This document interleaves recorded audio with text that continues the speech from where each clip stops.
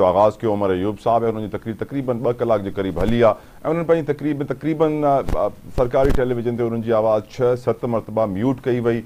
यकीनन छो कि जॾहिं बि कोई अहिड़ी ॻाल्हि कंदा जंहिंमें इदारनि ते तनक़ीद कंदा त फ़ौरन सां उन्हनि जी आवाज़ म्यूट थी वेंदी। त हिन महिल मुल्क जो हाल इहो ई आहे कि क़ौमी असेंबलीअ में जेके तकरीरूं थियनि थियूं उन्हनि खे म्यूट थो कयो वञे। एट द सेम टाइम असांखे ख़बर आहे कि बजट ते वॾी तनक़ीद थी आहे कि बजट अवाम दोस्त न आहे। बजट में जेके प्रेशर्स आहिनि, जीअं हाणे उमर अयूब साहब जी तव्हां ॻाल्हि ॿुधी कि पुठिएं साल public sector development programme PSDP में 900 अरब रुपया रखिया विया, जंहिंमां मुश्किल सां 600-650 अरब रुपया ख़र्च थी सघिया। हिन दफ़े जेको 1400 अरब रुपया रखिया विया आहिनि, हुन मां केतिरा ख़र्च थींदा, किथे ख़र्च थींदा, करे बि सघंदा न करे सघंदा, इहो पॉइंट थियो जेको अॼु उमर अयूब साहब रेस पियो करे। At the same time transparency जी ॻाल्हि पई थिए कि बजट में जेके बि निटी ग्रिटीज़ आहिनि उहे साम्हूं अचणु घुरिजनि। ऐं असांखे इहो बि ख़बर आहे कि अॼु वॾी हिकिड़ी मुलाक़ात थी आहे पाकिस्तान पीपल्स पार्टी जे चेयरपर्सन बिलाल भुट्टो ज़रदारी साहब जी मियां शहबाज शरीफ़ सां।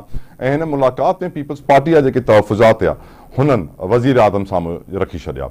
उनमें ऑफकोर्स जेके इंपॉर्टेंट इशूज़ हुआ जेके असांखे ख़बर आहिनि कि हिकु त बजट में एतमाद में न वरितो वियो पीपल्स पार्टी खे, हुननि खे कॉन्फिडेंस में न वरितो वियो, हुननि सां शयूं डिस्कस न थियूं। हिकिड़ो इहो कंसर्न रेज़ कयो वियो कि बजट जेको अचिणो आहे, जेको फाइनल फाइनेंस बिल ठहंदो महीने जे आख़िर में, हुन ते पीपल्स पार्टी जी रिकमेंडेशन्स खे ॾिठो वञे, रखियो वञे, आवाम जे लाइ कुझु दोस्त पॉलिसियूज़ बि ठाहियूं वञनि। ऐं जेको हाणे बजट पेश थियो आहे, जेको बजट आख़िर में ईंदो हिन महीने जे एंड में, हुन में कुझु बहितरी आणण जी कोशिशि मूंखे लॻे थो पीपल्स पार्टी हिन महिल करे पई। ऐं ॿियो ऑफकोर्स पंजाब में जेका कन्फ्रंटेशन थिए पई पीपल्स पार्टी जी विफ़ाक़ CM पंजाब सां, PMLN सां, हुन कन्फ्रंटेशन जो असां नतीजो ॾिठोसीं कि हसन मुर्ज़ा साहब बि हिकिड़ी जवाबी प्रेस कॉन्फ्रेंस कई पहिरियों, हनीफ़ साहब बि हिकिड़ी प्रेस कॉन्फ्रेंस कई PMLN जे, जंहिं ते इल्ज़ामात थिया विया कि पीपल्स पार्टी जी असांखे ज़रूरत न आहे। पोइ हसन मुर्ज़ा साहब अची करे चयो कि असांजे करे हुकूमत ठहियल आहे। At the same time Bilawal साहब बि इहो कंसर्न रेज़ पियो करे प्राइम मिनिस्टर शहबाज शरीफ़ जे साम्हूं कि जेको कमु पिया थियनि हिन महिल पंजाब में उहो पीपल्स पार्टी लाइ रुकावट पिया पैदा कनि। त इहो बि हिकिड़ो इशू हुयो जेको हिन मीटिंग में डिस्कस थियो।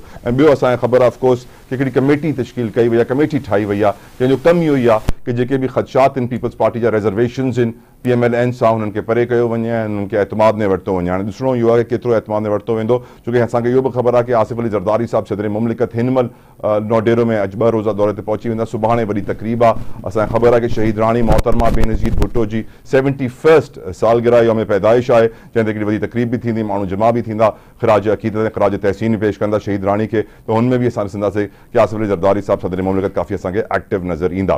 But at the same time coming back to the budget, budget ते तनक़ीद थिए पई छो जे करे हिन महिल जेके टैक्सिस हया विया आहिनि, कुल तक़रीबन 13,000 अरब रुपया जा FPR जा टारगेट्स जेके आहिनि उहे आवाम खां वरिता वेंदा। ऐं हिन महिल असांखे इहो ख़बर आहे कि जेको किसान आहे, फार्मर आहे, उहो अॻु में ई कणक जे करे फाथल इहो जेको स्कैंडल थियो आहे, जेको रेट किरियो आहे, जंहिंखां पोइ हाणे चवनि था कि अचण वारे साल में अञा हिकिड़ो कणक जो क्राइसिस क्रिएट थींदो, छो जे करे होर्डिंग हिन महिल उरूज ते आहे, हर को ज़ख़ीरा अंदोज़ी करे पियो, रेट घटि आहे, हर को माल खणी करे रखे पियो, जीअं रेट वधंदो पोइ कढंदो जेसि ताईं होर्डिंग कंदो। त ॾिसणो इहो आहे कि जेको 18% सेल्स टैक्स हयो वियो आहे ज़रई सामान ते, हुन सां केतिरो इम्पैक्ट ईंदो, छोकी ऑलरेडी जेके ज़रात जा इनपुट्स आहिनि, जेके शयूं इस्तेमालु थींदियूं आहिनि एग्रीकल्चर में, हुननि जी क़ीमतूं त आसमान ते आहिनि। भाण हुजे, बिज हुजे, ॿी का शइ हुजे, हर शइ ब्लैक पे थी हले, हर शइ ते रिश्वत थी हले। अहिड़े हाल में अगरि इहो 18% सेल्स टैक्स बि लॻी वियो त पोइ हाणे किसान किथे वेंदो। असांखे इहो बि ख़बर आहे कि बजट में खां अॻु में जेको इकोनॉमिक सर्वे आयो आहे, हुनमें ब्रेन ड्रेन जा बि नंबर्स न विया आहिनि कि केतिरा माण्हू मुल्क छॾे हलिया विया। त मां तव्हां सां हिकिड़ो नंबर शेयर करणु चाहींदुमि। 119% इंक्रीज़ इज़ाफ़ो थियो आहे ब्रेन ड्रेन में।